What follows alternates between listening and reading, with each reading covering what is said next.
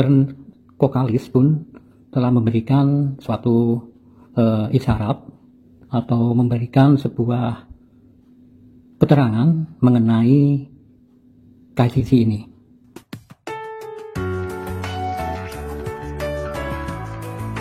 Oke, sejak awal Januari 2022, kerjaan saya hanya keluar masuk aplikasi B-Network. Hanya untuk apa? Hanya untuk melihat dan mengecek DP brosur mengenai kapankah dimulai KYC. Adakah teman-teman yang sama seperti saya? Mungkin tiap jam atau sampai 30 menit hanya keluar masuk di B-brosur, khususnya di menu KYC. Itu yang saya lakukan, berharap akan adanya terjadi undangan KYC. Tidak bosan-bosannya saya untuk mengecek tiap jam dan berharap menemui sebuah keberuntungan di brosur mengenai KYC ini. Semenjak ini saya berharap cemas dan berharap banyak, dan juga sangat khawatir dengan kepercayaan tentunya bagi referral saya yang telah mengundang atau mengajak teman-teman. Terlihat di aplikasi B-Network, saya telah mengundang 70 referral. Saat ini yang hanya aktif sekitar 16 orang. Semakin hari semakin menurun adanya KYC ini, belum adanya kejelasan. Yang saya takutkan, jika mengulur-ulur waktu, adanya KYC ini akan menjadikan down kepercayaan dan semakin hilang untuk referral saya, pengikut saya dalam B-Network ini. Tapi di dalam chat, Dokter Kokalis pun telah memberikan suatu isyarat atau memberikan sebuah keterangan mengenai KCC ini. Di berbagai macam media sosial, mereka atau Dr. Kokalis memberikan keterangan sebagai berikut. Contohnya salah satunya di Twitter. Seperti terlihat di Twitter, Daniel Ho ini memberikan sebuah keterangan mengenai komentar atau jawaban dari Dr. Kokalis.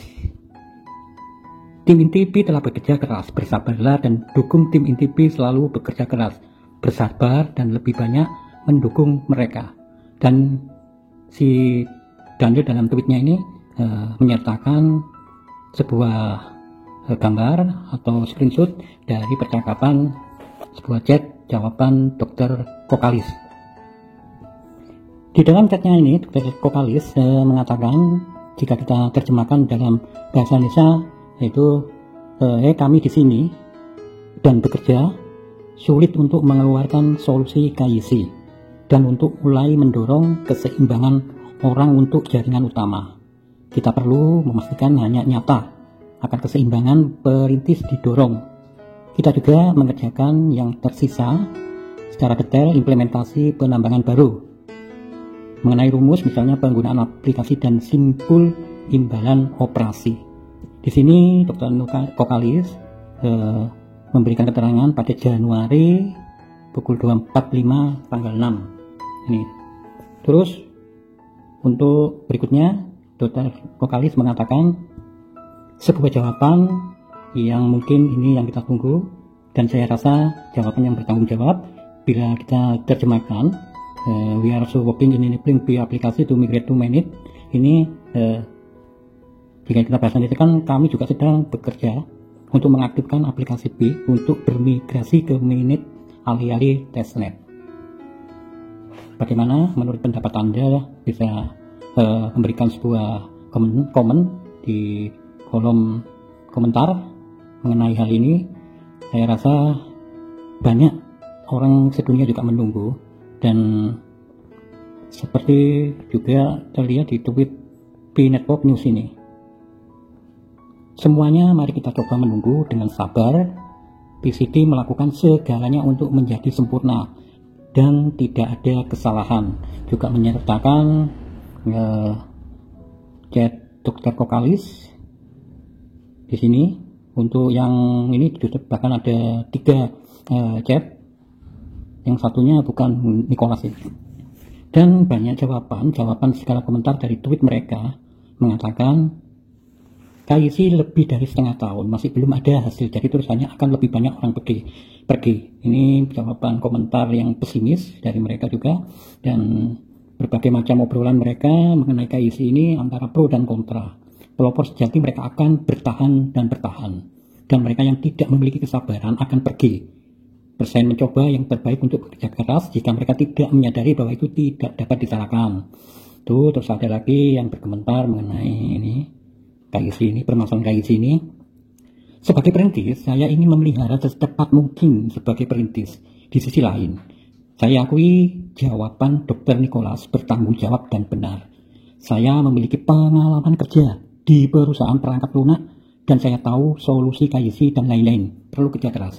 Mari kita bersabar, semuanya akan dilakukan. Ini sebuah jawaban dari salah satu tweet yang dia mempunyai pengalaman dalam bidang KYC. Ternyata memang KYC itu rumit, tidak semudah yang kita bayangkan, yang besok keluar langsung semua ter-approve.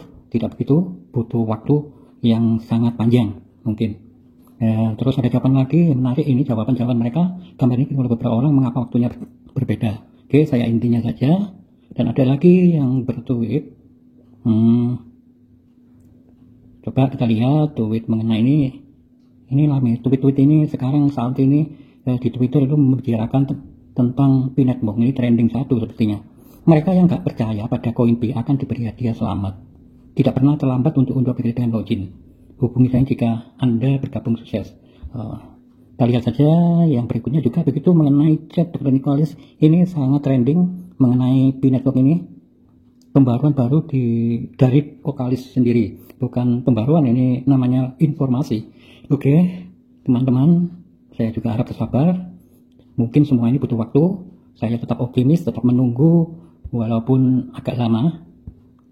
Mungkin butuh janji mereka pada hari B. Mungkin semuanya akan terlaksana. Kita tunggu saja sambil kita melihat-lihat sebuah informasi terbaru. Jangan lupa juga tetap semangat untuk menombol tombol petir. Ini yakin saja namanya rezeki mungkin akan segera tiba jika kita butuh kesabaran.